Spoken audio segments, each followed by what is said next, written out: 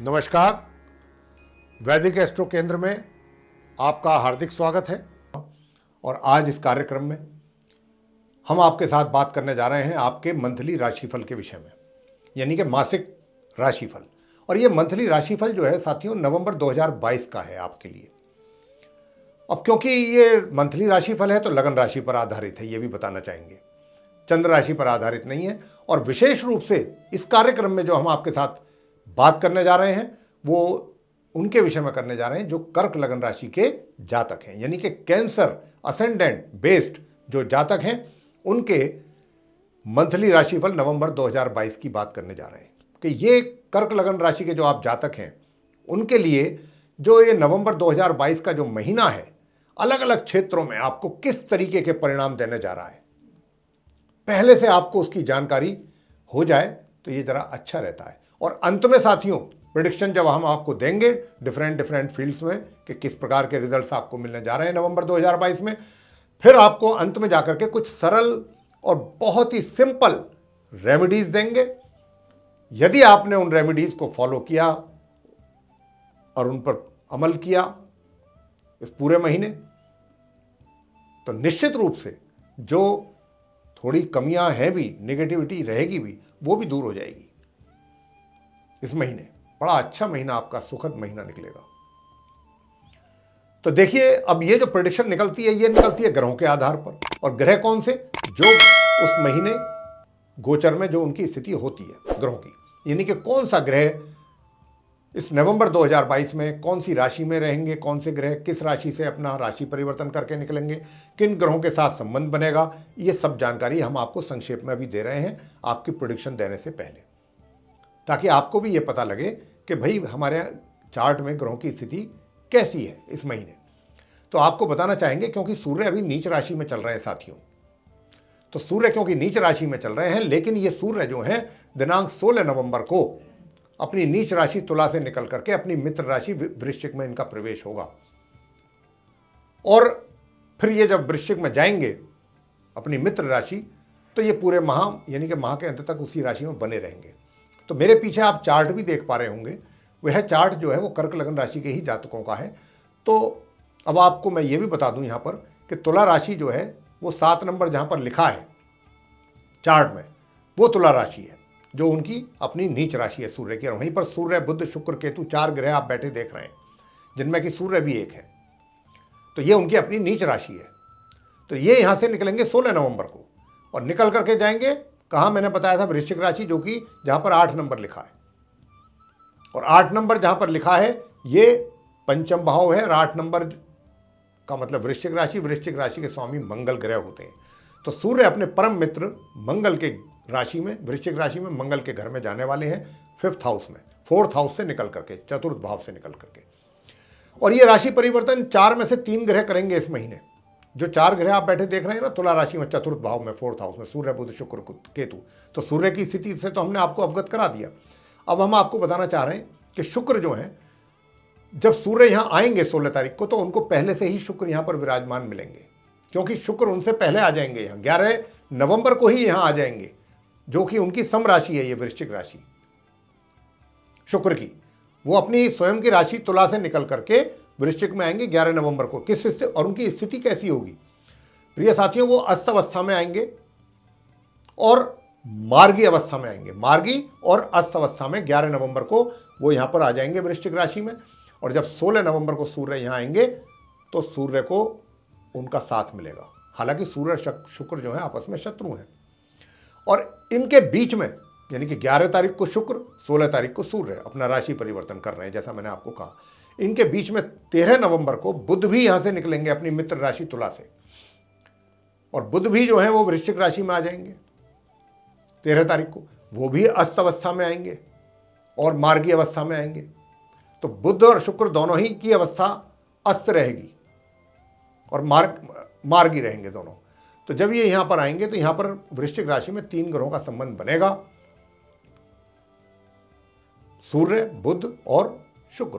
सूर्य और बुध तो मित्र हैं, तो बुध शुक्र की भी जो स्थिति है वो भी बहुत ज़्यादा मजबूत नहीं है, उनकी स्थिति भी थोड़ी खराब है, कमज़ोर है, ये कहा जाएगा।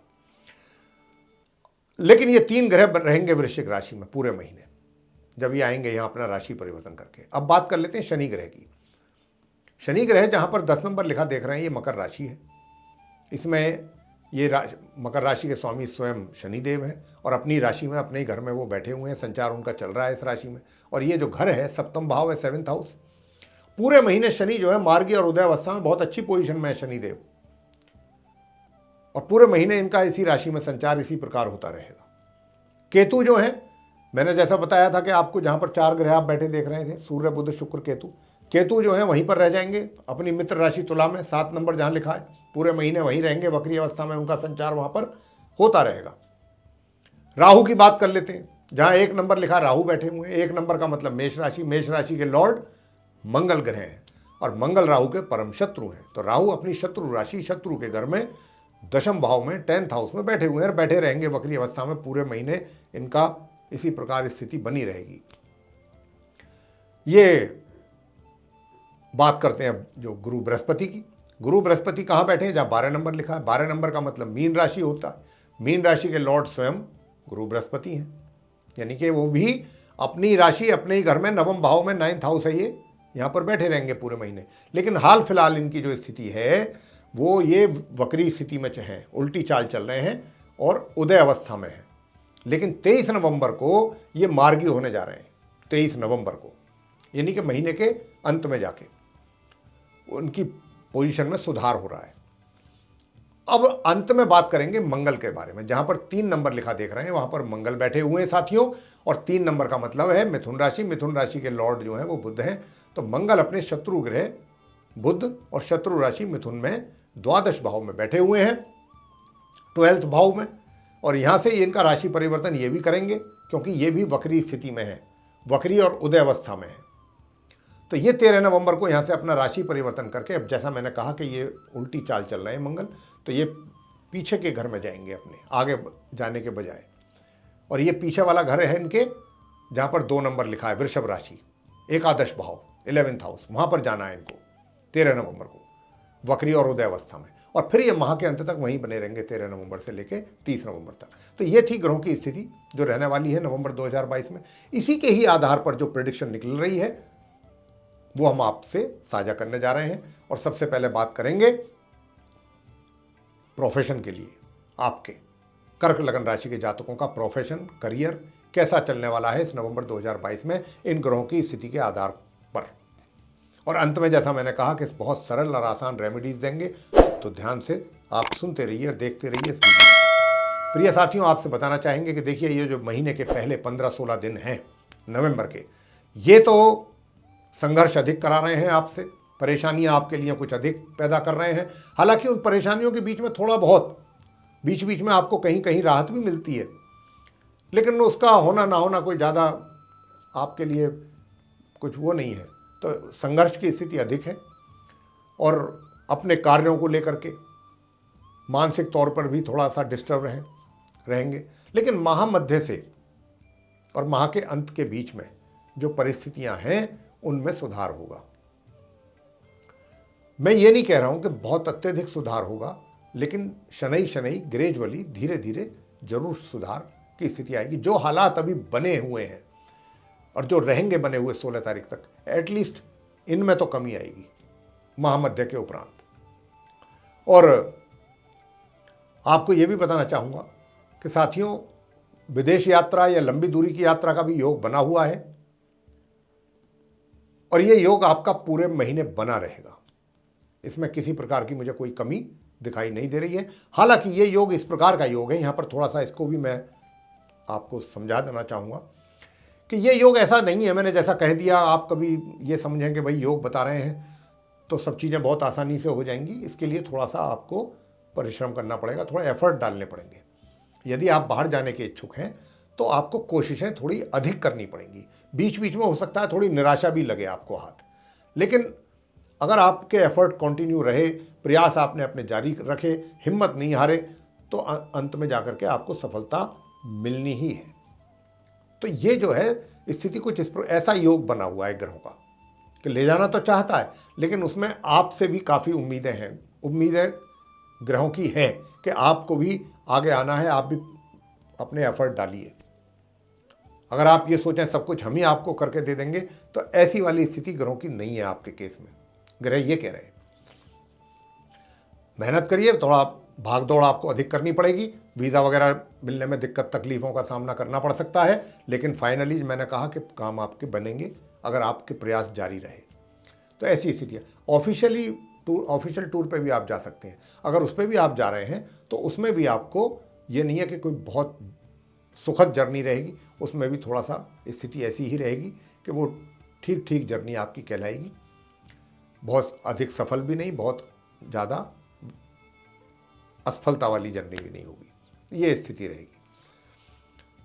और कर्क लगन राशि के जातकों को मैंने जैसा कहा कि संघर्ष की स्थिति बनी हुई है अभी महामध्य तक। महामध्य के उपरांत भी संघर्ष तो करना ही है, लेकिन उसमें थोड़ी कमी आ जाएगी। स्थिति में, परिस्थितियों में सुधार होगा थोड़ा, ये जरूर है।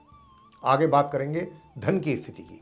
साथियों, आपको मैं बताना चाहता हूँ कि जहाँ तक धन की स्थिति है, धन की स्थिति में निश्चित रूप से 11 नवंबर के बाद से सुधार मुझे दिखाई दे रहा है। इनकम में जो कमी है अभी, या धन की स्थिति को लेकर के हाथ आपका तंग है, धन को लेकर के थोड़ी चिंता बनी हुई है, ये आपकी 11 नवंबर के बाद इसमें कमी आएगी चिंताओं में, और धन की स्थिति में सुधार होगा।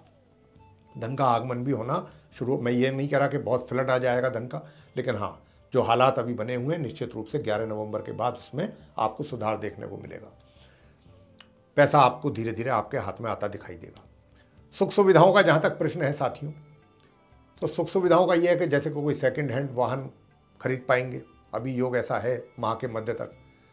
कोई ऐसा योग तो नहीं मैं देख पा रहा हूँ यहाँ पर, ऐसा नहीं मिल रहा है कि जिसके कारण कोई नवीन वाहन आप खरीदने की इच्छा रखते हैं और वो हो पाए पूरा, उसकी संभावना मुझे नहीं है। हाँ, सेकंड हैंड कोई अगर आप खरीद सकते हैं तो उसके लिए कोशिश करेंगे तो हो जाएगा।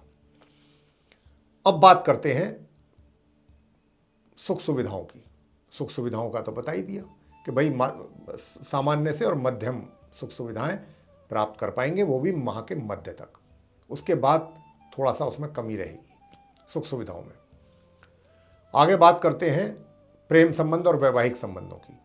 देखिए, प्रेम संबंधों की स्थिति तो ऐसी है साथियों कि मैं महामध्य से देख पा रहा हूँ कि महामध्य से लेकर माह के अंत तक का जो समय है, ये आपके प्रेम संबंधों में काफ़ी अच्छे संबंध आपके बनेंगे और बेहतरी की ओर जाएंगे। अगर कुछ पहले उसमें कमी चल रही है या कुछ ठंडे बस्ते में पड़े हुए हैं या आप टाइम नहीं निकाल पा रहे थे, दे पा रहे थे, तो अब वो स्थिति में सुधार होगा। आप अपने साथी को समय भी दे पाएंगे, अपने मित्र को। लेकिन हाँ, अगर आप ये सोच रहे हैं कि शादी विवाह करने में अगर कुछ जल्दबाजी है तो अभी उसका ऐसा योग नहीं है। हाँ, एक साथ रह सकते हैं, रहने का भी योग है, लिव इन रिलेशनशिप का है, अफेयर्स भी अच्छे चलेंगे आपके, उसमें आपकी मुझे प्रोग्रेस दिखती है। बहुत अधिक प्रोग्रेस नहीं है, लेकिन हाँ ठीक ठीक है। तो ये आप उसका लाभ ले सकते हैं अपने प्रेम संबंधों का। वैवाहिक संबंधों की अगर बात करें, देखिए वैवाहिक संबंधों में ऐसा है कि ये जो संबंध हैं आपके साथियों अच्छे रहेंगे, एक दूसरे को आप अंडरस्टैंड करने की कोशिश करेंगे, और थोड़ा बहुत बीच बीच में हो सकता है थोड़ा आपको कभी उनसे कोई शिकायत हो जाए या हो जाए, लेकिन ऐसा मुझे इसकी संभावना नहीं लगती है कि आप कर्क लगन राशि के जातकों के वैवाहिक जीवन में कोई डिस्टर्बेंस होगा या परेशानी होगी या तनाव होगा, ये चीज़ में नहीं दिखाई देती।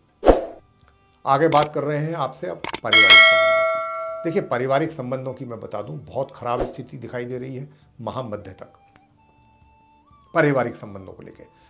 पारिवारिक संबंधों को लेकर के भी और आपकी जो सेविंग्स हैं वो भी इफेक्टेड होती दिखाई पड़ रही है। लेकिन महामध्य के उपरांत, महामध्य से और माह के अंत के बीच में परिस्थितियों में बहुत बेहतरी आएगी, सुधार होगा, बहुत अच्छे से सुधार दिखाई देगा आपको। और आपको बता दें, ये सुधार ऐसे नहीं होगा कि बस अचानक कुछ अच्छे बुद्धिजीवी लोग, कुछ घर के ही लोग आएंगे, कुछ बाहर के भी लोग आपको समझाएंगे, कुछ उनको समझाएंगे, और चीज़ें जो हैं वो बड़ी जल्दी जल्दी शीघ्रतापूर्वक, मतलब बहुत जल्दी जल्दी डेवलपमेंट होंगे महामध्य के उपरांत। और ये डेवलपमेंट जो भी होंगे पॉजिटिव होंगे साथियों, आपके लिए अच्छे रहेंगे। और जितने गिले शिकवे हैं, जो गलतफहमियां हैं, जो भी डाउट्स हैं, वो धीरे धीरे सब दूर होंगे महामध्य के उपरांत परिवारजनों के साथ, और परिस्थितियों में बहुत अच्छा सुधार आपको अनुभव इसका करेंगे आप। आगे बात करते हैं छात्रों की। छात्रों की बात मैं बताना चाहूँगा साथियों महामध्य से लेके और माह के अंत तक का जो समय है, ये इस नवंबर में सफलताओं का समय है, बहुत अच्छे रिजल्ट्स का समय है। अगर आपने थोड़ा भी अपनी पढ़ाई को लेकर के गंभीरता से फोकस किया, बहुत अच्छे रिजल्ट्स आप अचीव कर पाएंगे, बढ़िया रिजल्ट्स मिल जाएंगे आपको, जिससे आपका दिल खुश होगा। और इसी प्रकार जो हायर एजुकेशन ले रहे हैं उनकी भी बात करूंगा। 23 नवंबर के बाद, 23 नवंबर तक अपनी पढ़ाई से संबंधित कुछ परेशानियों का सामना करना पड़ेगा। 23 नवंबर के बाद उसमें कमी आएगी परेशानियों में, जो हायर एजुकेशन ले रहे हैं छात्र, स्टूडेंट्स। अब आगे बात करते हैं संतान की। माता पिता से कहना चाहता हूं कि जो परेशानियां अभी तक आपने संतान को लेकर के, जो टेंशन में आप रहे हैं, या जो आपकी संतान टेंशन में रही है, जो भी कार्य वो करते हैं, कहीं रोजगार में है या व्यापार में है, अब वो परेशानियों का अंत जो है साथियों, महामध्य से हो जाएगा। उन परेशानियों से धीरे धीरे आप बाहर आ जाएंगे। मैं संतान की बात कर रहा हूं और माता पिता को भी ये संदेश दे रहा हूं संतान को लेकर के, कि अब आपकी चिंताओं से आपको मुक्ति मिलने जा रही है। बहुत अच्छी स्थिति में आ रहे हैं अब आप। जो खराब समय था वो 16 नवंबर तक ही है, उसके बाद सब कुछ अच्छा होगा, प्रोग्रेस भी होगी संतान की, सब कुछ अच्छे पॉजिटिव रिजल्ट्स भी मिलेंगे।